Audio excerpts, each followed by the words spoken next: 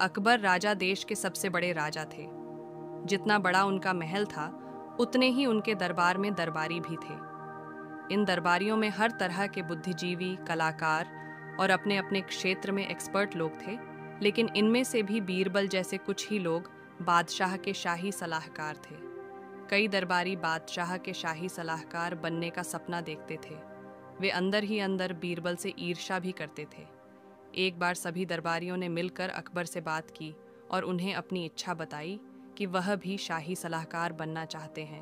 अकबर ने सारे दरबारियों की बात ध्यान से सुनी और उन्हें बताया कि मैं आप लोगों की में एक परीक्षा लूँगा। उसमें जो सफल होगा वही मेरा शाही सलाहकार बन पाएगा।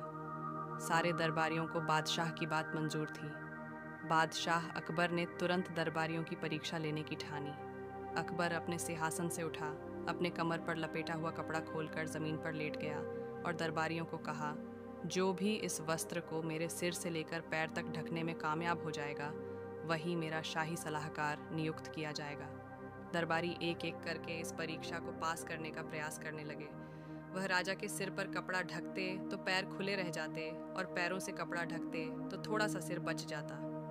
एक एक करके सारे दरबारियों ने प्रयत्न कर लिया, मगर कोई भी उसमें सफल होता नजर नहीं आ रहा था।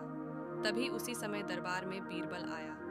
अकबर ने यही काम बीरबल को भी करने के लिए कहा। बीरबल ने अकबर की बात पूरी ध्यान से सुनी और थोड़ी देर सोचने के बाद वह कपड़ा अपने हाथ में लिया और राजा को बड़ी विनम्रता से कहा, महाराज, क्या आप अपनी टांगें थोड़ी सी कुट सकते हैं?